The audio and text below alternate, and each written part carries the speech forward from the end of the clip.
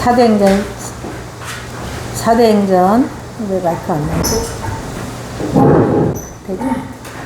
네, 사도행전 12장입니다. 12장의 장제목은 헤롯의 탄압이에요. 예루살렘 교회를 헤롯이 탄압하는 내용이죠. 여기는 1절 5절입니다. 한 절 읽으시겠습니다. 그때 헤롯 왕이 손을 들어 교회 중에 몇 사람을 해하려 하여 요한의 형제 야고보를 칼로 죽이니 유대인들이 이 일을 기뻐하는 것을 보고 대적으로 잡으려 할세 때는 무교절이 때가 아니라. 네, 4절.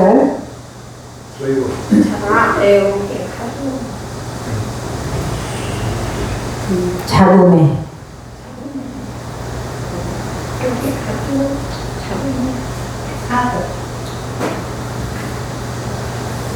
전사님 4절 읽으세요? 찾으셨어요? 아니 4절 잡음에 옥에 네. 잡음에 옥에 가두어 네 명씩 내 배에서 맡겨 지키고 백성 앞에 이월절 후에 백성 앞에 끌어내고자 하다가 네. 5절 이에 베드로는 목에 갇혔고 교회는 그들을 위하여 간절히 하나님께 기도하였다. 네, 아멘. 그래서 이제 그때의 1절에 보면 그때는 뭘 말하냐면요. 온 교회가, 그러니까 예루살렘 교회에서 시작된 교회가 평안하게 든든히 서갈 때 핍박이 일어났다는 얘기예요. 그래서 그때의 헤롯이, 그러니까 헤롯은 여기서 나오는 헤롯은 누구냐면 헤롯 아그리파 1세예요. 그래서 이 사람은 누구냐? 헤롯 대왕의 손자. 그러니까 예수님이 태어날 때 아기들을 죽이려 했던 그 사람이 헤롯 대왕이거든요. 헤롯 대왕의 손자예요. 그래서 또 헤로디아의 친오빠이기도 하죠. 그래서 이제 손을 들어서 교회 중에서 몇 사람을 해하려 하여. 이거는요, 유대인들의 환심을 사기 위한 정치적 박해입니다. 그래서 계획적으로 하는 거죠. 그래서 예루살렘 교회에 대한 첫 번째 박해는 종교 지도자들인 사내들인 공예가 박해를 했었고요. 여기서는 지금 이제 정치가들이 박해를 하는 그런 내용입니다. 두 번째 박해예요. 그래서 예루살렘 교회에 큰 환란이 일어났죠. 그래서 2절에 요한의 형제 야고보를 칼로 죽이니 12사도 중에 하나가 지금 이제 순교를 했습니다. 첫 번째 순교자는 스데반인데요. 이제 집사 중에, 7집사 중에 하나가 순교를 했고요. 여기서는 이제 12사도 중에 하나인 야고보가 순교를 한 거죠. 그래서 이 야고보는 누구냐? 세베대의 아들이고요. 3대 제자 중 하나예요. 네. 그리고 별명은 보아너게.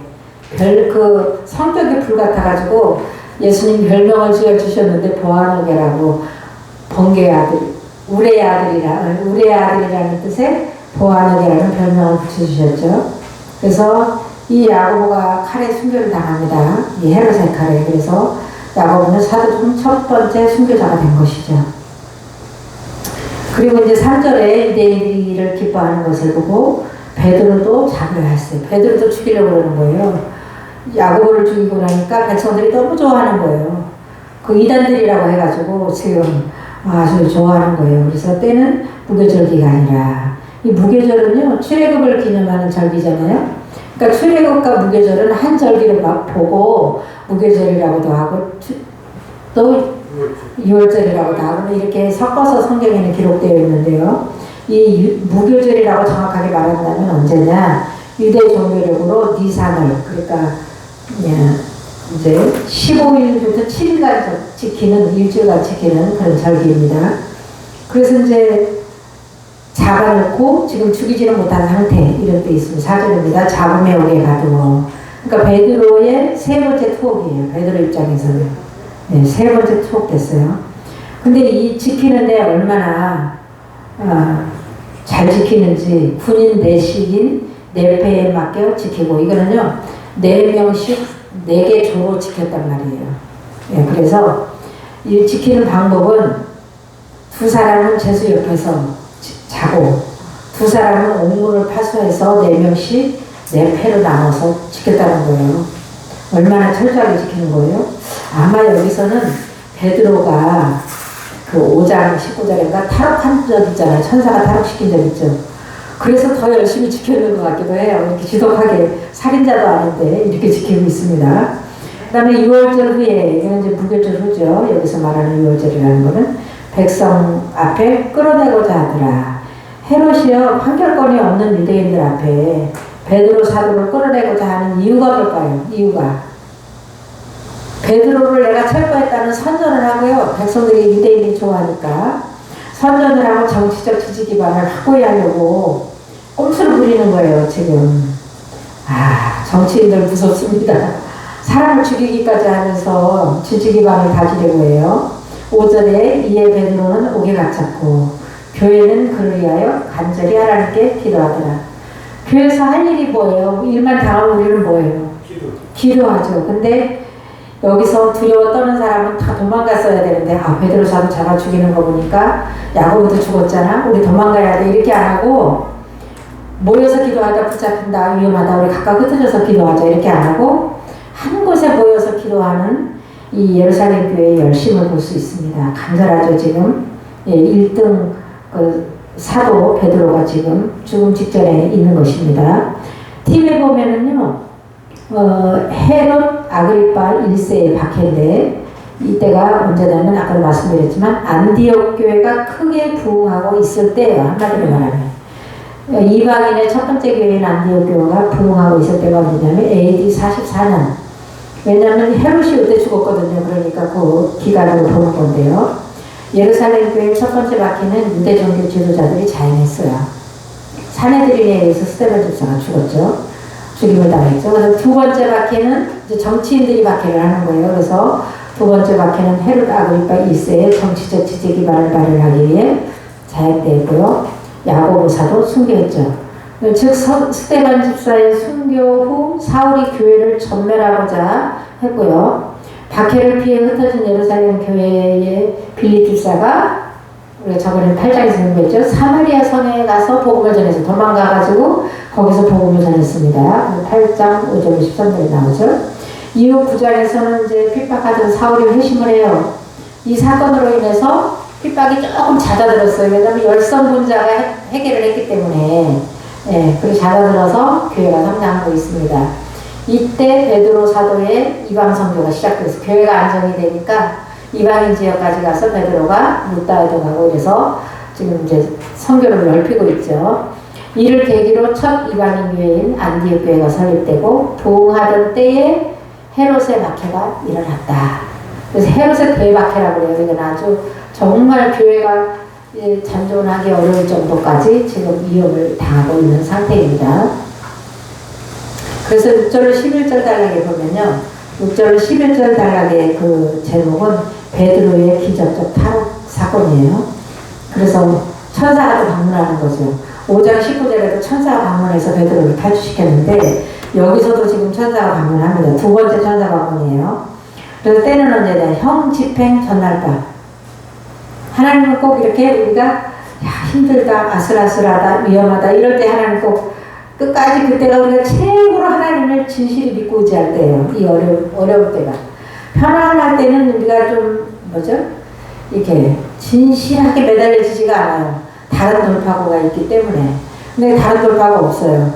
그래서 정말 전날 밤에 얼마나 이제 무교전도 끝나고 이제 틀림없이 베드로를 잡아낼 텐데 그러면 형을 집행할 것이고 야고보와 같이 죽을 것이다. 지금 이런 두려움에 쌓여 있는데 헤롯이 잡아내려고 하는 그 전날 밤에 그 무교절이 끝나고 그러니까 니산월 22일이에요. 21일 날 끝나니까 유대인들의 명절에는 형을 집행하지 않는 관례에 베드로는 여전히 투옥 쪽에 있는 것이죠.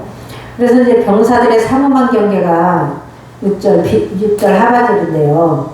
감방에 2명, 문 밖에 2명, 4명씩 교대 1일 16명이 지금 지키고 있는 것입니다. 베드로가 두 군인 틈에서 이 2명이 지금 감방에서 같이 직접 옆에서 지키는 사람들이에요. 두 사슬에 매여 누워 자는데 파수꾼들이 문 밖에서 옥을 지키더니 문 밖에 2명 있고 2명은 옆에서 지키는데 근데 천사의 감방 방문이에요. 감방으로 들어왔어요, 천사가. 그래서 천사가 뭐 하냐면 깨우고 또 쇠사슬을 벗어지게 하는 사건이 일어납니다. 7절에 호련히 주의 사자가 나타나, 두 번째, 베드로의 입장에서 두 번째 천사 방문이죠. 옥중의 강체가 빛나며 하나님의 임재죠. 또 베드로의 옆구리를 쳐 깨워. 얼마나 베드로가 내일이면 죽는 거 다 알아요. 베드로도 유대교인이었기 때문에, 이제 이거 지금 6월절 지나고 이제 지금 6월절 이제 지나고 무교절이 지나니까 내일은 내가 죽겠구나 이러면 잠이 와야 하나요? 저는 별거 아닌데도 잠을 못 자는데 지금 베드로는 깊이 잠들었으니까 이걸 원어적으로 하면요, 옆구리를 세게 쳤다 이런 뜻이래요. 그냥 일어나세요 이렇게 한 게 아니에요. 지금 세게 때리듯이 그냥 기절시켰다 뭐 때렸다 뭐 이런 뜻이 있는가 봐요, 원어적으로 뜻은. 그래서 깊은 잠에 빠진 베드로예요. 그래서 참 평안하죠. 평안해요. 죽으면 천국 가고 살아있으면 복음 전한다 이런 건지, 하나님께서 평안을 주신 건지 주셨겠죠. 안 주면 이런 평안이 있을 수 없죠. 이르되 급히 일어나라 하니 쇠사슬이 그 손에서 벗어지더라. 그러니까 묶인 것이 다 풀어지고요. 열쇠를 잠궜어도 소용없어요. 그냥 풀어지니까. 그럼 천사가 지시하는데 타락 준비시킵니다. 천사가 이르되 8절에 뒤를 띠고 신을 신으라 하거늘 베드로가 그대로 하니 천사가 또 이르되 겉옷을 입고 따라오라 하는데 9절에 탈옥시킵니다. 천사를 따라가는데요. 베드로가 나와 따라갔을 천사가 하는 것이 생시인 줄 알지 못하고 환상을 보는가 하니라. 아니 깊이 잠들었는데 한번 쉬니까 깜짝 놀라서 깼는데 지금 일어나는 일이 환상인가 이거 뭔지 모르겠는데 지금 이런 상황인 거예요. 얼마나 성령이 깊이 이렇게 다가가시나 싶어요. 그 다음에 이제 천사가 떠났어요. 안전지대에 이럴 때 떠났습니다. 10절에 이에 첫째와 둘째 파수를 지나, 이 첫째는 이제 그 안에서 자던 사람들에게서 빠져나왔고, 두 번째는 파수, 바깥에서 파수하던 사람들을 지나 시내로 통한 세문에 이르니 문이 저절로 열리는지라. 자동문이에요. 자동문. 오늘날은 우리가 자동문이 흔하지만 옛날에는 이해가 잘 안 갔을 것 같아요. 사람들은 기적적인 하나님의 능력을 체험한 거죠. 그래서 나와서 여기서 벗어나서 한 거리를 지나면 천사가 곧 떠나더라. 이제 안전지대니까 알아서 갈 수 있으니까 천사는 떠났죠. 그때 이제 베드로는 드디어 내가 감옥에서 구출되었구나 이걸 인식하게 되었다는 거예요. 그동안에는 환상인 줄 알고 그냥 천사가 오라니까 따라가고 다 한 거예요. 환상 중에. 근데 환상이 아니고 진짜입니다. 그래서 정신이 들은 베드로 11절에 이에 베드로가 정신이 들어 이르되 내가 이제야 참으로 주께서 그의 천사를 보내어 나를 헤롯의 손과 유대 백성의 모든 기대에서 벗어나게 하신 줄 알겠노라 하여. 유대인들은 이제 내일이면은 베드로 예수님의 수제자가 이제 죽는다, 기대된다 이렇게 신나가지고 있는데 이제 탈출했습니다. 그래서 12절로 17절 단락의 제목은요, 마가 요한의 집으로 간 베드로예요. 딱 사람이 어디 나가면 어디 갈 데가 잘 없잖아요. 근데 베드로는 여기가 모이는 장소라는 걸 너무나 잘 알고 있었어요. 기도하고 있을 것이다. 그래서 그 마가 요한의 집으로 갔는데요. 여기는 어디냐면 마가의 다락방이에요. 그래서 그 1절로 13절에 나오는 마가의 다락방, 또 그 성령이 임재하신 곳이다. 이렇게 성령 강림의 장소로, 오순절 성령 강림의 장소로 이제 대충 추정을 하는데요. 그거는 성전일 수도 있고 이곳일 수도 있다. 이렇게 보는 학자들이 있습니다. 방문과 합심 기도인데요. 마가 요한의 집에 이제 간 거죠. 깨닫고 마가라 하는, 여기서 마가라 하는요 로마식 이름이에요. 이 마가의 이름은 마가복음 이러잖아요. 이런 로마식 이름. 그 다음에 마가라 하는 요한, 이거는 유대식 이름이에요. 그러니까 이 사람 이름이 둘이었다는 걸 알 수 있죠. 그죠? 요한이라고도 하고 마가라 하는 거죠. 어머니 마리아의 집에 가니, 여기는 이제 마가 그 요한의 집이지만 원래 어머니 마리아의 집인 거죠. 여러 사람이 거기에 모여 기도하고 있더라. 예. 그 다음에 이제 기도하는 데 가서 문을 두드리니까 로데가 영접을 했죠. 베드로가 대문을 두드리는데 로데라 하는 장미라는 뜻을 가지고 있는 아이인데요. 여자아이가 영접하러 나왔다가, 로데의 반응이 기가 막혀요. 여기서 기뻐하여 문을 미처 열지 못하고 알렸어요. 문 빨리 열어주고 들어갔으면 되는데 너무 기뻐서 문을 못 열어주고 자기 혼자 뛰어 올라가서 지금 이제 알립니다. 그래서 베드로의 음성인 줄 알고 기뻐하여 문을 미처 열지 못하고 달려들어가 말하되 베드로가 대문 밖에 섰더라 하니. 아니, 기도하는 성도들의 반응이 또 기가 막힙니다. 왜냐면 믿지를 못해요. 기도는 열심히 했는데 설마 거기서는 절대로 헤어나지 못할 것이다 이렇게 생각한 거죠.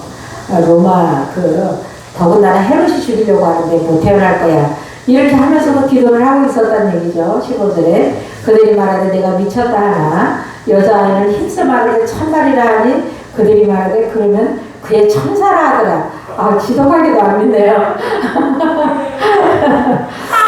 그 정도로 위험한 상황에 놓였다 이렇게 보면 되겠죠. 믿음이 없다기보다는.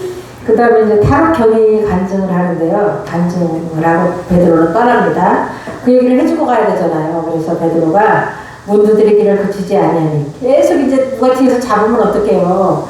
긴박하게 문을 두드리니까 다시 이제 문을 열어 베드로를 보고 놀라는지라. 베드로가 그들에게 손짓하여 종이하고 주께서 자기를 이끌어 옥에서 나오게 하던 일을 말하고 또 야고보와 여기서 야고보는요 아까 그 순교한 야고보가 아니라 예수님의 동생 야고보로 이제 추정합니다. 그래서 형제들에게 이 말을 전하라 하고 떠나 다른 곳으로 가니라. 일단 피해야 되잖아요. 기도했다고 또 나는 믿습니다 그러고 거기 있으면 안 되잖아요. 그게 피한 거죠. 그래서 베드로는 안디옥과 같은 그러니까 이방인의 지역으로 간 거죠. 안전한 장소에 잠시 피신해 있다가 AD 44년 헤롯 아그리빠가 죽자 예루살렘으로 다시 돌아온 것 같아요. 네. 그렇습니다. 그래서 팁에 보면은요, 마가 요한은요, 마가복음을 쓴 기자예요. 네, 마가복음의 기록자예요. 그래서 이 성경에서요, 마가 요한은 로마식 이름인 마가와 유대식 이름인 요한의 활동을 동시에 기록하고 있어요. 그래서 우리가 성경을 쭉쭉 읽다 보면은 마가 요한은 이 사람이 마가 요한이야, 막 이렇게 헷갈릴 때가 있는데 이렇게 이제 사도행전 13장 5절에 15장 37절에 두 이름으로 활동한 걸 볼 수 있어요. 마가 요한은 바나바의 그 유명한 성령 충만한 바나바의 생질로서 바울과 바나바의 1차 전도여행 때 수행원으로 동행한 사람이에요. 그렇지만 이제 중도에 포기하고 예루살렘으로 돌아왔어요. 이로 인해 2차 전도여행 때에 마가의 동행 문제로 바나바와 바울이 이제 충돌해요. 그래서 갈라서게 됩니다. 그래서 마가는 후에 신실한 주의 제자가 되어 로마에서 베드로의 동역자로 활동했고요. 마가는 베드로의 믿음의 아들이라고까지 합니다. 그래서 마가복음을 저작하였고 애굽에서 알렉산드리아 교회를 세우고 감독으로 일하다가 순교한 것으로 전해지며 마가는 70인 제자 중 한 사람으로 추정하고 있어요. 그래서 마가와 같은 실수, 전도하러 갔다가 말다툼으로 싸우고 헤어지고 돌아가고 뭐 이거 진짜 말이 아니잖아요.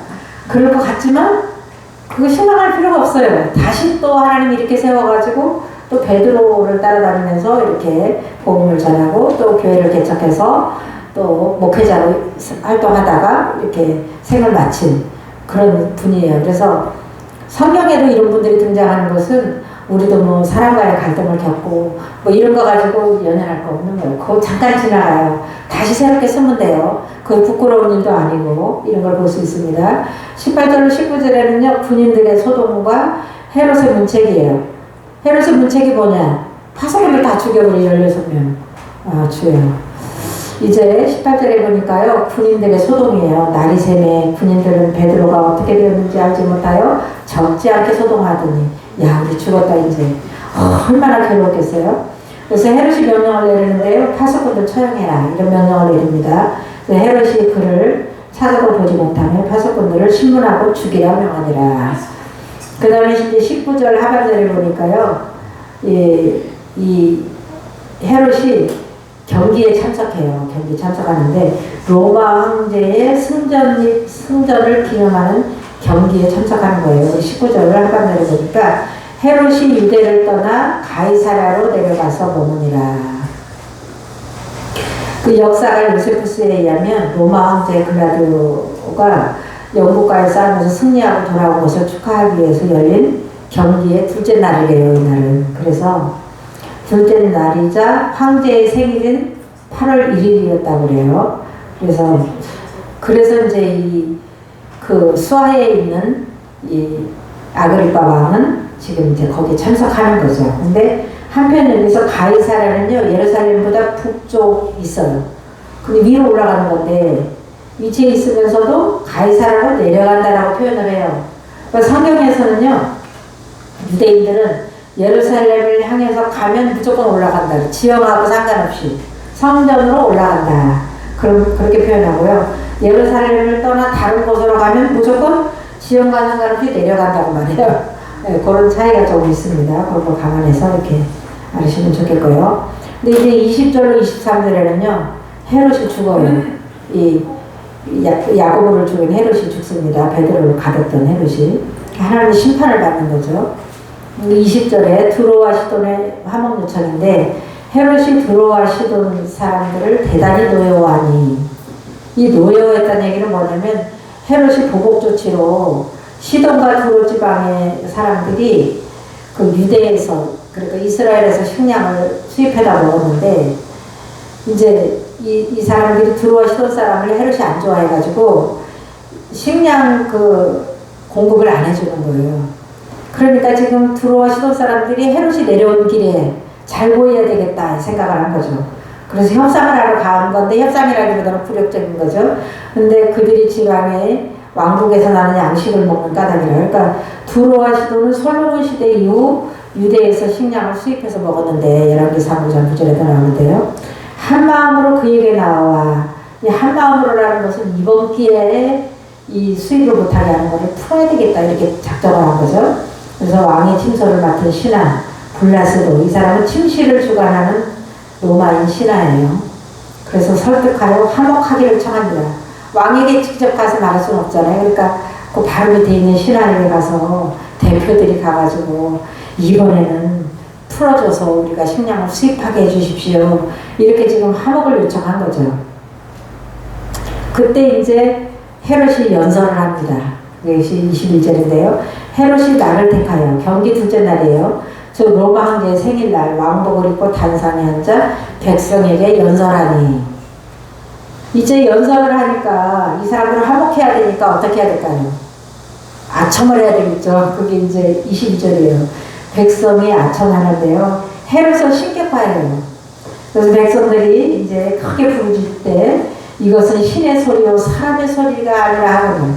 그러니까 헤롯 아그리파 왕을요 신이라고 추앙을 했어요. 그날 연설을 하니까 막 소리 지르면서 왕이요 왕이요 신이십니다 막 이렇게 소리 지른 것 같아요. 이렇게 했더니 23절에 헤롯이 죽어요. 왜 죽냐? 헤롯의 대박해와 교만에 대한 하나님의 응징이에요. 교만하게 이제 신이라고 하니까 기분이 좋아가지고 완전히 교만을 떠는데 하나님께 영광을 돌리지 않았어요. 네, 그래서 23절에 헤롯이 영광을 하나님께 돌리지 아니하므로 주의 사자가 고치니 벌레에게 먹혀 죽으니라. 하나님 죽이시는 마음대로 하겠는데, 아무튼 네, 이렇게 응징을 당합니다. 하나님께. 그 다음에 24절에는요 교회가 흥황을 해요. 이게 하나님 섭리예요. 그래서 우리가 핍박을 받으면 교회가 망할 것 같잖아요. 핍박을 받으면 더 흥황해요. 너무 우리가 편안해서 오히려 복음을 안 전하는 거죠. 24절에 하나님의 말씀은 흥황하여 더하더라. 그래서 헤롯의 혹독한 그 대박해 중에도 교회는 흥황했다. 본절과 같은 표현은 본서에서 3번 나타나요. 6장 7절에 19장 20절에 이렇게 나타납니다. 핍박이 있는데 꼭 흥황했다 이런 말씀을 꼭 덧붙이고 있어요. 그리고 이제 25절인데요. 25절에는요 바나바와 사울의 귀환이에요. 이게 무슨 말이냐면 이제 11장 27절과 30절에 이어서 나오는 말이에요. 지금까지는 다른 이야기들이 삽입되어 있다가 이거는 이제 그 11장 27절과 30절에 연결되는 내용이죠. 25절은 바나바와 사울이 부조하는 일을 마치고 예루살렘 교회가 흉년드니까 헌금을 모았다고 그랬죠. 구제헌금을. 그 구제헌금을 가지고 바나바와 사울이 예루살렘으로 올라가서 헌금을 전달한 거예요. 예루살렘 교회에. 그러니까 마가라 하는 요한을 데리고, 이게 아까 말한 마가복음 쓴 기자죠. 마가 요한이라고 보통 그래요. 그래서 마가라는 요한을 데리고 예루살렘에 돌아오니라. 왜냐면 1차 전도에 함께 가려고 지금 데려온 거예요. 그 다음에 이 내용은 뭐냐면 11장 27절과 30절에 예루살렘 교회를 위한 구제의 연속이에요. 그래서 즉, 이 목회자들이 헌금을 가지고 예루살렘 교회에 가서 전달을 한 거죠. 네, 공동 목회했잖아요. 바나바하고 사울이. 그래서 즉 헤롯 아그리파 1세의 죽음은 AD 44년. 그 다음에 예루살렘 기근은 AD 46년경이니까 베드로의 기적적 탈옥 후 2년이 지난 때에 바나바와 바울이 예루살렘 교회에 구제비를 전달한 거예요. 그러니까 그냥 성경을 쭉쭉 읽으면은 이게 앞선 것 같지만 이게 뒤에 나오는 거예요. 그래서 2년이나 뒤에 나온 얘기죠. 그래서 약간 섞여 있어서 조금 헷갈리긴 하지만 이건 왜 이런 말씀을 25절에 삽입을 했냐. 13장의 도입부예요. 13장부터가 1차 전도가 나오잖아요. 바울 사도의 1차 전도.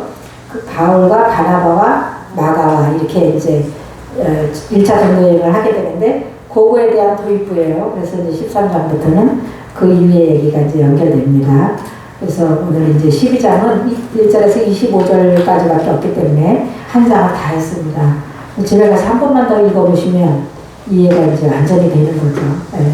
그래서 이 초대교회가 성령이 얼마나 강하게 임하셨느냐, 얼마나 하나님의 주도권을 잡으신 가운데 전도가 되었느냐, 이방인에게까지 퍼져나가느냐, 이런 거를 지금 이 행간에 수없는 말을 많이 해야 되지만은 이렇게 간단하게 마쳤습니다. 한 번 더 집에 가서 읽어보시기 바랍니다. 기도하고 마치겠습니다. 하나님 감사합니다. 오늘 저희들 이제 사도행전